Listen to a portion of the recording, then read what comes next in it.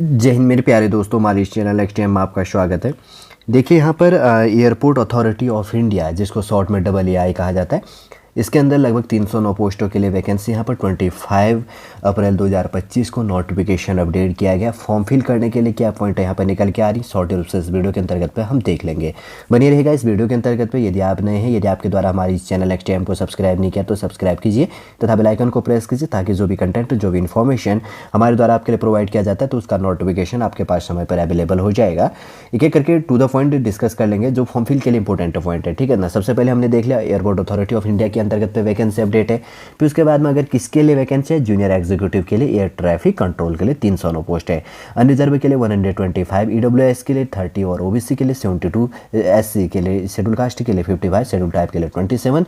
और जैसे इंक्लूड किया गया वैकेंसी जो physical with benchmark physical marks with benchmark disability PWD जिसको कहा जाता है, और तो इसके अंतर्गत पे PWD इसको शॉर्ट में कहा जाता है, तो इसके अंतर्गत पे 7 पोस्टें दी गई है। ठीक, ये चीज़ भी आपको थोड़ा सा ध्यान में रखना है, ये काफ़ी इंपॉर्टेंट हो जाता है। पर्सन विथ बेंचमार्क डिसेबिलिटी या फिजिकल विथ बेंचमार्क डिसेबिलिटी इसके अंतर्गत पाया जाता है। ठीक, अगर बात करेंगे तो जैसे सबसे पहले वैकेंसी हमने देख लिया, फिर उसके बाद में यहाँ पर एजुकेशन क्वालिफिकेशन काफ़ी इंपॉर्टेंट हो जाता है फॉर्म फिल करने के लिए। फुल टाइम रेगुलर जो बैचलर डिग्री होना चाहिए ऑफ 3 ईयर्स इन साइंस के अंतर्गत BSc with physics and mathematics, और कहा गया है full time regular bachelor degree in engineering in any discipline. फिर उसके जो अगर बात करेंगे तो सबसे पहले यहाँ पर है, पहला पॉइंट है, ध्यान से देखो, फुल टाइम है रेगुलर बैचलर डिग्री होनी चाहिए 3 साल के अंतर्गत पे, साइंस से BSc होनी चाहिए, फिजिक्स और मैथमेटिक्स अपडेट होना चाहिए। और दूसरा फुल टाइम जो रेगुलर बैचलर डिग्री है इंजीनियरिंग इन एनी डिसिप्लिन, और उसके साथ में फिजिक्स से मैथमेटिक्स होना चाहिए कोई भी एक सेमेस्टर के अंतर्गत पे, ठीक है ना। ये चीज़ भी ध्यान में रख लेना है। और उसके बाद में कहा गया है कि the candidate shall have minimum proficiency in both, मतलब दोनों होना चाहिए, स्पोकन और इसके अंतर्गत पे एंड रिटन, मतलब बोलना और आपको लिखना आना चाहिए English of the level of 10th+2 standard के अंतर्गत पे, ठीक है ना। ज़्यादा नहीं कहा गया, 10th+2 स्टैंडर्ड के अंतर्गत पे। फिर उसके बाद में आगे बात करेंगे, यहाँ पर काफ़ी इंपॉर्टेंट है, एज लिमिट काफ़ी इंपॉर्टेंट हो जाता है। 27 आपके मैक्सिमम एज लिमिट है, मिनिमम 18 साल। 20th/4 यहाँ पर बात करेंगे तो मई 2025 में आपकी मिनिमम एज लिमिट 18 और मैक्सिमम 27 साल होनी चाहिए। एज रिलैक्सेशन की बात करेंगे तो 5 ईयर्स है शेड्यूल कास्ट शेड्यूल टाइप के लिए, 3 ईयर्स है ओबीसी के लिए, और 10 ईयर्स है यहाँ पर PWD के लिए, ठीक है ना। पर्सन विथ बेंचमार्क डिसेबिलिटी या फिजिकल जो इसके अंतर्गत पर डिसेबिलिटी के अंतर्गत पर कैटेगरी आता है, तो उसका सर्टिफिकेट संबंधी जो चीज़ होना चाहिए तो 24 मई 2025 से भी इसके अंतर्गत पर कंपलसरी जो भी इसके अंतर्गत पर डॉक्यूमेंट एक्सेट्रा होगा वो चीज़ भी आपको ध्यान में रखना है। और यहाँ पर अगर बात करेंगे तो ऑनलाइन एप्लीकेशन जो चीज़ है, ओपनिंग जो आपका डेट है 24 यहाँ पर क्या गया गया है अप्रैल 2025, और इसका क्लोजिंग डेट है 24 मई 2025, ठीक है। जो टेंटेटिव डेट है यहाँ पर कंप्यूटर बेस्ड आपका टेस्ट होना है, तो अगर बात करेंगे तो विल बी अनाउंस्ड, जल्दी अनाउंस कर दिया जाएगा। आपके ऑफिशियल वेबसाइट की बात करेंगे तो www.ai.aero के अंतर्गत पे जाके आपको देख लेना है, ठीक, ध्यान रखना है इन चीज़ों को। आगे बढ़ते हैं, उसके बाद में क्या कहा गया है, इंपॉर्टेंट इंस्ट्रक्शन दिया गया बहुत सारा, आप इसको देख के पढ़ लेना अगर आपके पास में समय अवेलेबल हो।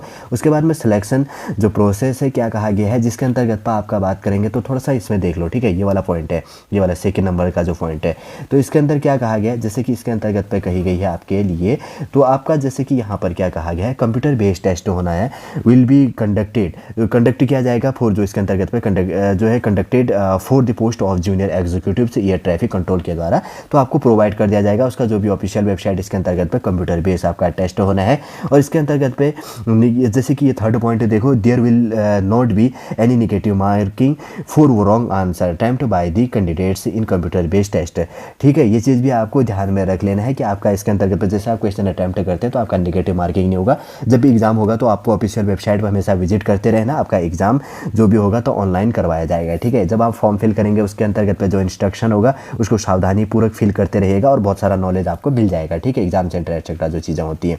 और उसके बाद में आगे बढ़ते हैं, क्या है पॉइंट उसके बाद में यहाँ पर, और जैसे कि यहाँ पर हाउ टू अप्लाई की बात करेंगे तो मैंने पहले भी प्रोवाइड कर दिया आपको कैसे अप्लाई करनी, www.ai.aero के अंतर्गत पे जाके आपको अप्लाई कर लेनी है, ठीक है। जैसे उसके बाद में फोटोग्राफी में इसको थोड़ा सा ध्यान में रख लेना है। उसके बाद की बात करेंगे, जैसे यहाँ पर कहा गया है कि not more than 3 months old, 3 महीना पुराना आपका इसके अंतर्गत में फोटो पुराना नहीं होना चाहिए, JPG और JPEG फॉर्मेट के अंतर्गत पर आपका होना चाहिए, ठीक है ना।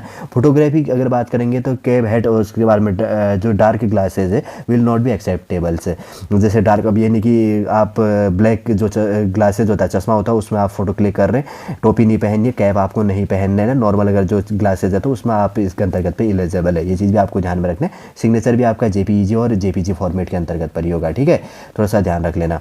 फिर उसके बाद में जैसे एप्लीकेशन फॉर्म फीस की बात करेंगे तो यहाँ पर 2-3 कैटेगरी के अंतर्गत पर जो ये पॉइंट है, ठीक है, यहाँ पर हाईलाइट कर दे रहा हूँ मैं, देखो काफ़ी इंपॉर्टेंट हो जाता है। जैसे कि यहाँ पर दिया गया फर्स्ट नंबर का जो पॉइंट है इसके अंतर्गत पर जनरल OBC और EWS के लिए 1000 रुपये फॉर्म फीस है, और शेड्यूल कास्ट शेड्यूल ट्राइब के लिए कोई फॉर्म फीस नहीं है, और कैटेगरी जो फीमेल है उनके लिए भी कोई फॉर्म फीस यहाँ पर पे नहीं करनी है, ध्यान रखना, ठीक है।